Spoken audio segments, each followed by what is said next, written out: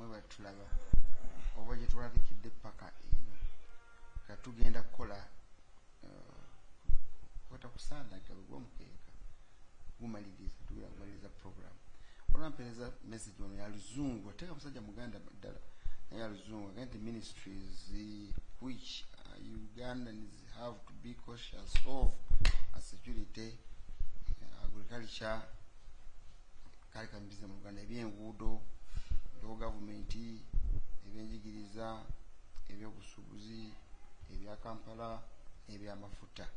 singa abakwatibwako ensonga ezo bamanya nti omutima gw'eggwanga tutegereganye bulungi nze Sembusi this is Sembusi Ivan impereza nga ya luzungu nekisomako bwento noza bulifunye tulina dakika ntono zigenda kukozesa kwatugenda kuwumba program nga era nja kutandikira lwaki ekyo tomugamba n'akibuulira General Museveni n'akendeeza obungi bwa ministries akyali kiba kimugambye kasitayisa mu program eno kikyagadde omugamba President yagamba enju ya kitaawe erimu ebisenge bingi yakozesa kali akali mu Bayibuli agamba nti enju ya kitaawe erimu ebisenge bingi tumbe okiti bakoze nja umbe mudakika emu tumbe ekirungi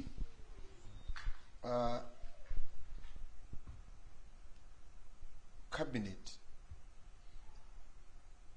gibalonze neya gavumenti empya okutandikira ne mandate bakibawadde tewali kwebaka kukola obulyake babugobera eddala bintu ebibiri ebintu ebyo ekyokusatu balowooze nnyo oconcentratinga service delivery ne programu y'okugoba obwavu mu bantu ezo sente ezo bwe zinaaba nga tuconcentrations and eliminating poverty ne okubeera nti PowerPoint reports bazikendeeze ne conferences bagende mu field sente gye ziraga effort yonna ababaka ba parliament LCs chairman 5 committee ezo zonna eziri mu local government mutunulire abantu bavotinga government mu buyinza lwakubeera nti beetaaga services ate nga mandate ya government kati ffe balonze new cabinet start from a clean page mandate bagituwadde omukulu egesa nga tuwumbawumba kasobola mu message ena munakyalo Seruga Matovu nkulamusiza nze Mugayiga Richard nsaba ontegereza abakulu abo nti oluguudo gavumenti lwekola olw'ekiruhula kyenjojo versus Kahunje Kamwenge district ekibba mafuta kiyitiridde baba tusobola batuyambeko oluguudo lwaffe lujje tufaako nasezedde Fort Portal lwetanje nekyamulimira kyamulimivi webale kumpereza message mukulu egesa madeko muzinda nze kyenjo okusembyayo nti president yabagamba nti Kisanja tewali kwebaka nti Kisanja no sleep tam no sleep naye okusinzira kyembadde ndaba wano nga parliament egenda okulonda omukubiriza waayo ne cabinet ng'erondebwa wabaddewo okugamba ab'amagye abakulemberwa General Muhoozi Kainerugaba babadde bavaayo ne babaako bye boogera ate abantu abali mu bifo ne batya kati mu mbeera eyo bajja kukola ensobi nnyingi bajja kuva ku mateeka ate batandika okukolera ku biragiro ebitali ku mateeka yes twagala okulwanyisa obuli bw'enguzi naye babikole mu ngeri entuufu kuba kye tugezaako okuzimba y'enkola ya demokrasiya tetwalyagadde nze ng'omuntu saalyagadde kulaba nga mutabani wa General Museveni ate akozesa enkola ya General Idi Amin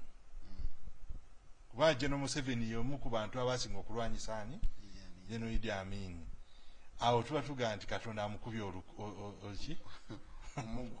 omuggo so saalyagadde nnyo kulaba ng'abantu ababulijjo ate bawaana mutabani wa President Museveni ng'ate ayogeranga Idi Amin nti tujja kukola bwe tuti ng'akozesa ebiragiro ebyekinnamagye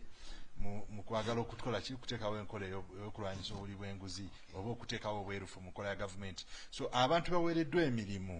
mu ministries ez'enjawulo ne mu bitongole byanga IGG bali mu CID biki abantu we babaako kye bakomplaininga tolinda instruction kuba president situkirawo okola omulimu gw'olina okukola tolinda nti amanyi babeeraawo nga beetegereza oba bano abalidde sente balina akakwate ku gundi kati nze yakuwa ekyokulabirako mulimu sako ya poliisi abakulu babba sente mu sako ya poliisi exodus omupoliisi owa wansi tagifunamu naye abazibba bagamba nze ninkonkolera General Muhoozi balimba naye bano abantu babatya kati n'aba CID babagamba banoonyerezeko nga essimu ejja kuva eri okitegeera eyo enkola bweti eyo erina okuvaawo kyetuyita imposter syndrome mugiveeko bwe bakuwa omulimu gukole tolinda bya busimu tobeera mu kweraliikira kola mulimu gwo eggwanga likole ki mbadde ngamba Bobby bamupakalo agamba mukulu nalukoola mukaluli kiwe madudu yakoleza meseji lwaki teyawaaba n'agenda bweru nalukoola oluwugo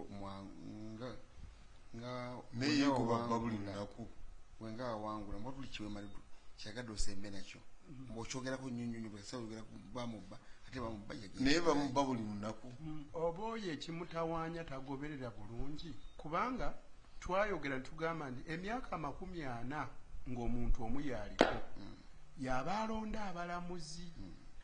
kale obwetengereze bw'essiga eddamuzi nabwo butuuka ne bufuna olusuubo tetulina nnyo budde twali badde tutaggula okusingakaawo naye kisembayo kyenyagala okugamba ku bye tubadde twogerako omusajja eyagogola Singapore nefuuka y'amaanyi bamuyitanga Lee Kuan Yew yakozesa kye bayita meritocracy nga buli omu bamuwa ekifo okusinziira ku busobozi bwe owaffe si bwe yakoze owaffe yaleese abo abasobola okukkiririza muntu nnunsize mu kwagala kwe mu kutemya kwe ekirala n'okweyongera okwenyweza ennyo mu buyinza akasemberayo ddala waliwo amawulire ag'ennaku genfunye munnanga omu bwe twabanga edda nga tutandika obulamu ne Bobi Wine oyo Master Parrot ye yayimbanga naye nange nayimbako naye atufuddeko mu kabenje kitalo nnyo nnyo ekya Master wabale program nakyalo I agree with the honorable Nalukola nti abamu kubalondeddwa bakaddiye abala baludde nnyo mu system nenga tebalina kye basobola kukola babadde beetaakuyiwa like 90%. Mukulu egesa yabala kuteesa big up. He is giving a very local analysis. Peter Emukono kigambo kimu muganda wange ekigambo ekimu ekyo ng'era kino mwami Mivule wano yava okuŋŋamba twogera ku cabinet nene Banalukola bano balonze cabinet ate bagamba baliwo okucekinga baleme kuba comfortable cabinet yammwe ebeere owninge yuzi bwe twali tuyisa alternative budget eri omubaka gwe nabuuza nti naye ebintu bino bemuyisiza ffe batuyise muwoolo kujja kubaawo so nammwe cabinet yammwe tubasaba muli bannayuganda tubatunuulidde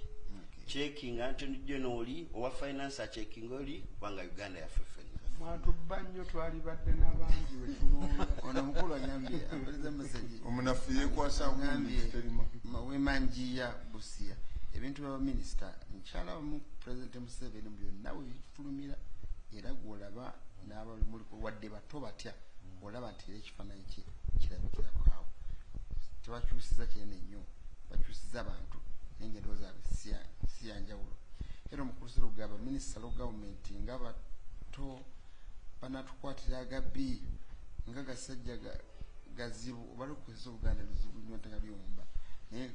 kakikukolezaawo ono agambye Mami Sseruga Kevin Peter Buddo from Anjiya ebintu bya minisita bizibu mwebale nnyo bannange nkwebaza muganda wange ndabira bebusuka abebusoga bakwenda ino era maama Kadaga akwamwisa webale mukulu wegesa webale nnyo muganda wange kakuwoza baaba wange webale nnyo Haji Nalukola webale tukoze nabo program mukama bakuume era mwera